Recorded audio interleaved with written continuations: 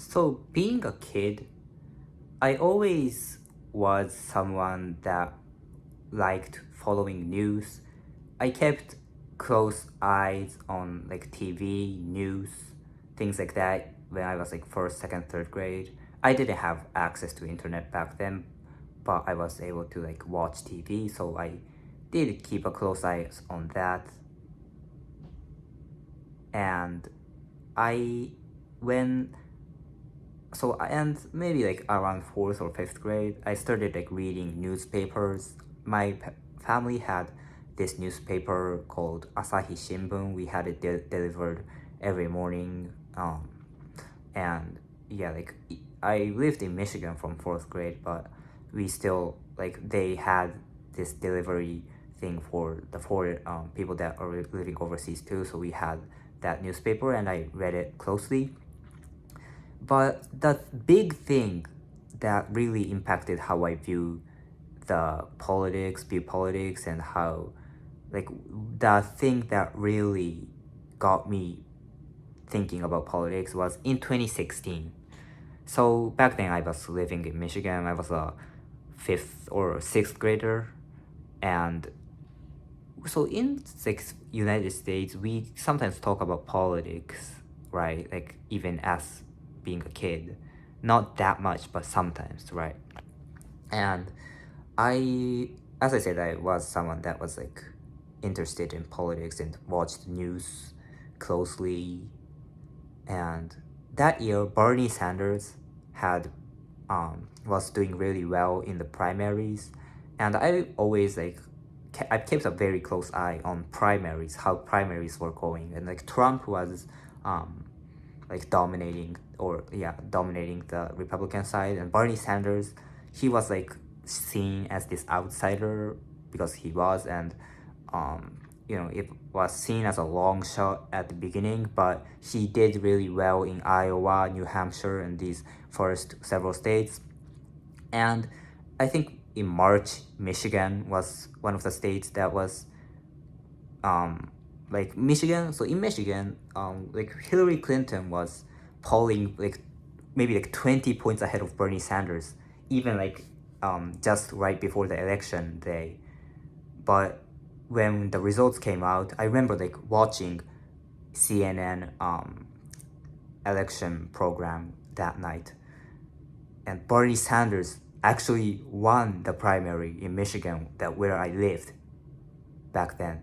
And that was like a really something that like impacted me, because I didn't like that showed that even if all the people, like every single person says that, oh, you can't do it, and like the polling numbers shows that you are not gonna make it, you can still win if you like run a very good campaign. Like Bernie Sanders, he ran a phenomenal campaign going after these like establishment politicians, and like how telling truth about how like establishment politicians, Democrats, Republicans, they were all in the same team when it comes to like important issues. Like they are both very corrupt parties, and we have to make a really political revolution. That message really resonated with a lot of Michiganders, because Michigan, Pennsylvania, these so-called Rust Belt states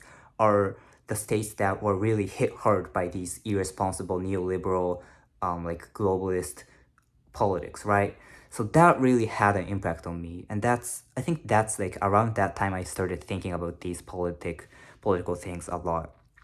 And but unfortunately, Bernie didn't like win the primary in 2016, like national level. Hillary became the nominee and Trump won, and that was really depressing.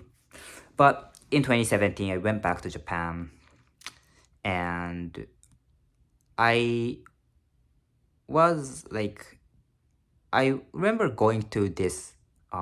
So there was like election, lower house election, lower parliament election in Japan in October of 2017, and around that time, that's when I first went to like this speech by politicians. Like in Japan, during election campaigns, like politicians or candidates, they like do speeches in front of like these stations. Like that's not common in United States or anywhere else, I think. But like people use stations, trains a lot in Japan. So like that's where politicians give their speeches, like public speeches, so that they can like make their voice heard to the ordinary people using stations and trains.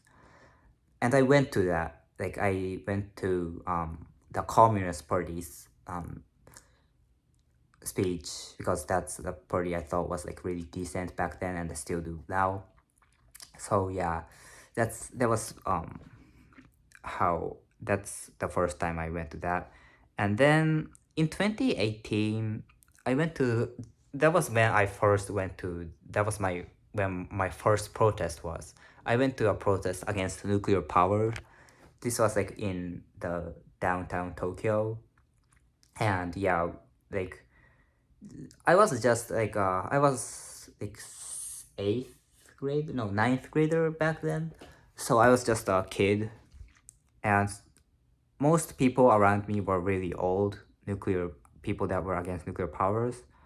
But like I learned through that experience like the importance of showing up and making your voice heard, and just how powerful it is. Like it's really nice to there's something you can like feel when you are like around people with the same hearts, and people that are on the same page with you in terms of how they view the world and society.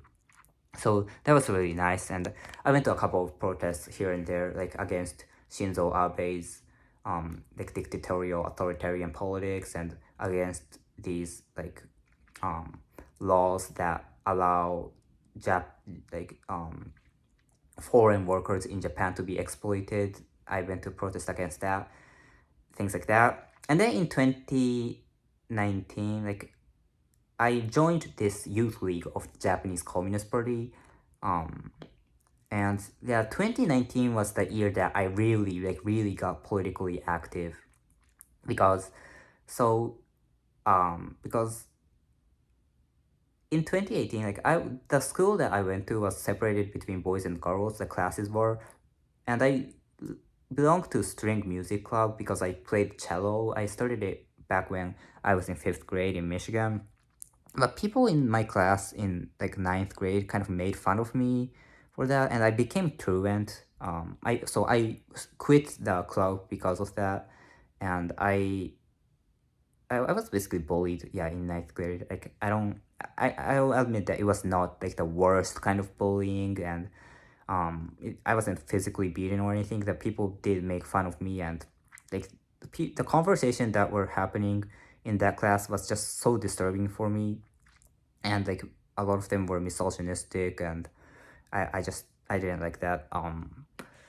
And so that was like when I started thinking like something's really fucked up with Japanese society, especially Japanese boys. I think that's how I felt, and I started like getting really into politics and like trying to figure out what was wrong with the world. And in 2019, that's how like I kind of joined um Japanese Communist Party Youth League. Yeah, and but I I was like, so as I said, that when I was truant was like around from January 2019 to March 2019. I didn't go to school. I was in ninth grade, but I didn't. But like in April of 2019, I went into 10th grade, and I had to go to school. Like the classes changed, and because like obviously when grades change, classes changed, and I kind of refreshed, but I wasn't in any club back then either, so I just had time to think outside of school, and I wanted to do something political and to change the world, and that's how I joined. And in July of that year, July of 2019, there was an election. This was upper parliament election, and I went to a bunch of rallies. Like around that time, I liked Japanese Communist Party. I was in the youth league for that, but like you didn't need to like support Communist Party to be in youth league, But I did like Japanese Communist Party. But the other party that I really was into back then was Reiwa Shinsengumi. It's like a populist party. It's led by a former actor turned politician named Taro Yamamoto, and his like speech really resonated with me because of the environment or the circumstance that I was in right now, and I was really like angry at society, and I was like really disillusioned, dissatisfied with how the world was. And Taro Yamamoto was like he was like the only person that voted against the resolution that like said that, oh, we hope the Tokyo Olympics succeeds, because he knew that like there was a lot of shady shit going on to like make the Olympics. It's just a corporate festival in the name of athlete competing. So that was really cool. He was like, I just felt that he was the only person that was really like into changing the world or changing Japanese society from the way it really was. Like, communists, they say a lot of decent things, but they kind of were like in system. That's how I saw. And I really liked him, and I really listened to his speech a lot. And I also went to like Shinzo Abe's rallies and heckled, like not just alone, not alone. Obviously, there were a bunch of people heckling against him. So yeah, that's how I was in 2019. And yeah, after that, I eventually like dropped out of high school, and I around that time I was like doing really mentally bad. This was like end of 2020, and I quit the Japanese Communist Youth League as well. And yeah, like around that time I started thinking about a lot about like feminism and how like men are trash. Well, no, sorry, let me rephrase that. How like Japanese men are not like do a lot of evil things, and like I just started thinking about like sexism and things like that, and how maybe that was why I struggled, because I'm not like this most masculine man, and I feel like that's how I was marginal. Well, that's part of why I was bullied, because I didn't fit this typical view of how man should be. Like, I'm not athletic, I'm just a short skinny kid with that like that is not very socially active, like yeah. And I think that I like how I am. I really think about, oh, like do I really need to be this way? Like, I don't have a job right now, I don't go to school, although I am from September. And like, maybe I should have endured what I went through, and maybe if I didn't drop out and I stayed in school, my life would have been better. I do think about that sometimes. Like, I'm just a high school dropout with no job experience. Like, I hear a lot of people like whining about their job situation and things like that, but I've never seen, like, I've hardly ever seen anyone that is below me in terms of like circumstance, like just a fucking high school dropout with no job experience. I do think about like what kind of failure am I sometimes, but at the same time I also do think that I like I'm not necessarily wrong for being this way, and I think that how like taking time to think about what is wrong with society, and I sharing my thoughts on YouTube channel like I do on this channel, or I gained like thousands of subscribers on the other Japanese channel. That's not like worthless, right? Like, thinking about these things, maybe I couldn't have come to the conclusion that I am right now, which is like about how wrong the society is if I had just endured and went to college and things like that. So it's kind of like it's complicated basically, but yeah. And also recently I think about like Palestine a lot, because children being murdered by our tax dollars is never acceptable. And yeah, like that Palestine has freed us all by showing us how